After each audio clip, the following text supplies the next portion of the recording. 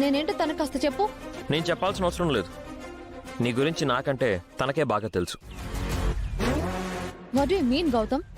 అంటే నువ్వు కూడా నన్ను అనుమానిస్తున్నావా? మనం చిన్నప్పటి నుంచి కలిసి పెరిగాం. ఈ మీరా నిన్నగాక మొన్నొచ్చింది. ఎప్పుడొచ్చామన్నది ముఖ్యం కాదదితి. నేనొచ్చిన మొదటి రోజే నువ్వేంటో నాకు అర్థమైంది. అందుకే 2 సార్లు నీ చెంప పగలగొట్టి వార్నింగ్ ఇచ్చాను. What is this Gautam?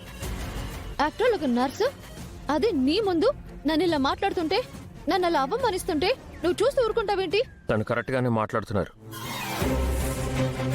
ఇదివరకటికి ఇప్పటికి నీ బిహేవియర్లో చాలా చేంజెస్ వచ్చాయి. మేము వద్దన్నా నువ్వు మాతో పాటు కాశ్మీర్ రావడానికి నీ ఉద్దేశం ఏంటో నాకు అర్థం కావడం లేదు. నీ కారణంగా మీరా గారికి ఏమన్నా జరిగితే తను కాదు, నేను కూడా ఊరుకోను.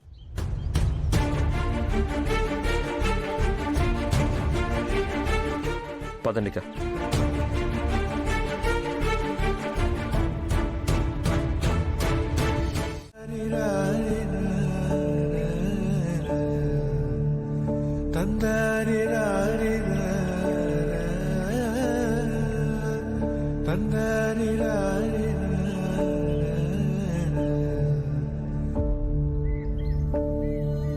మీరెళ్ళండి. బాబు ఏమైంది? ఆయన ప్రాణాలకు వచ్చిన ప్రమాదం ఏం లేదు కదా? అన్ని టెస్టులు చేశామంటే అంకుల్ కండిషన్ చాలా క్రిటికల్ గా ఉంది. 24 అవర్స్ దాటితే గానీ మేమేం చెప్పలేం.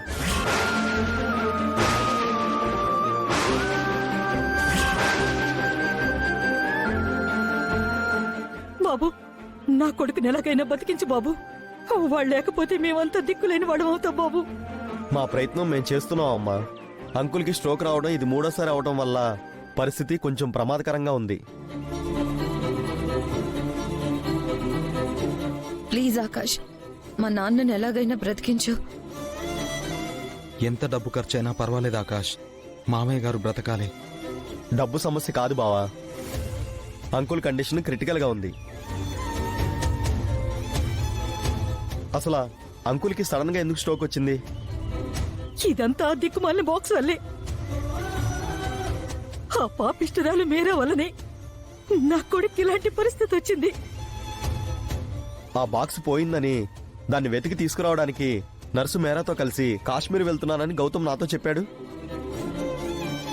ఆ బాక్స్ గురించే ఆయన దిగులుగా ఉన్నారు బాబు.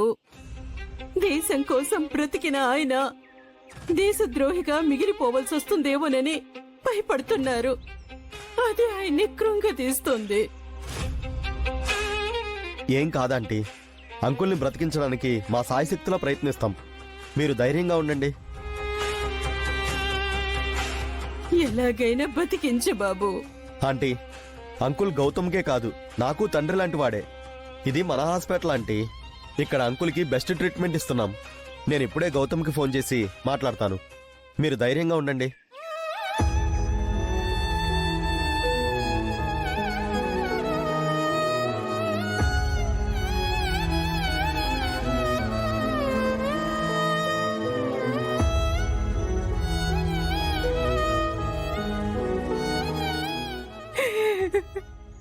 నా పసుపు కుంకాలు నిలబెట్టు తండ్రి.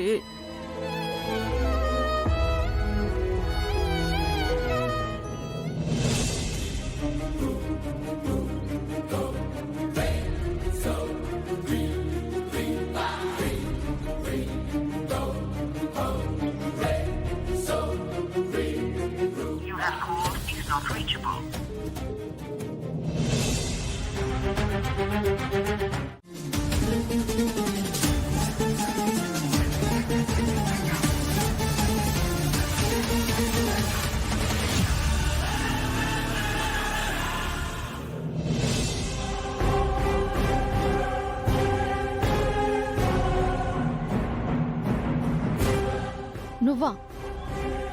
నువ్విక్కడికి ఎందుకు వచ్చావు? నీకోసం వచ్చాను అదితి.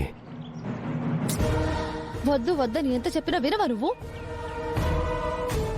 ఎందుకు పదే పదే నా వెంట పడుతున్నావు?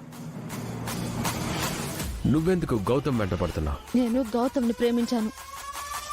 నేను కూడా నిన్ను ప్రేమించాను. నీకోసం గాయాల పాలయ్యాను.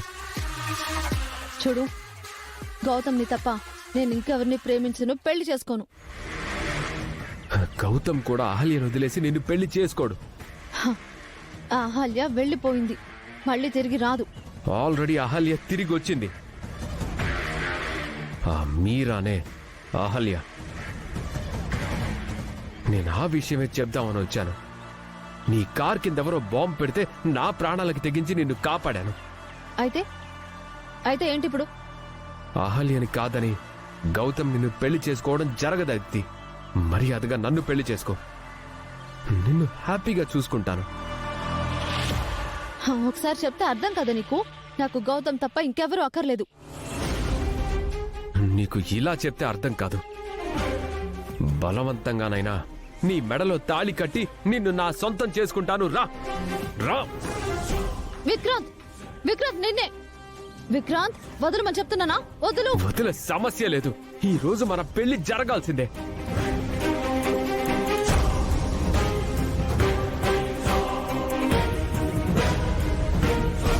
నువ్వంటే నాకు ఇష్టం లేదని చెప్తున్నాను కదా. నువ్వంటే చచ్చేంత ప్రేమని నేను చెప్తున్నాను.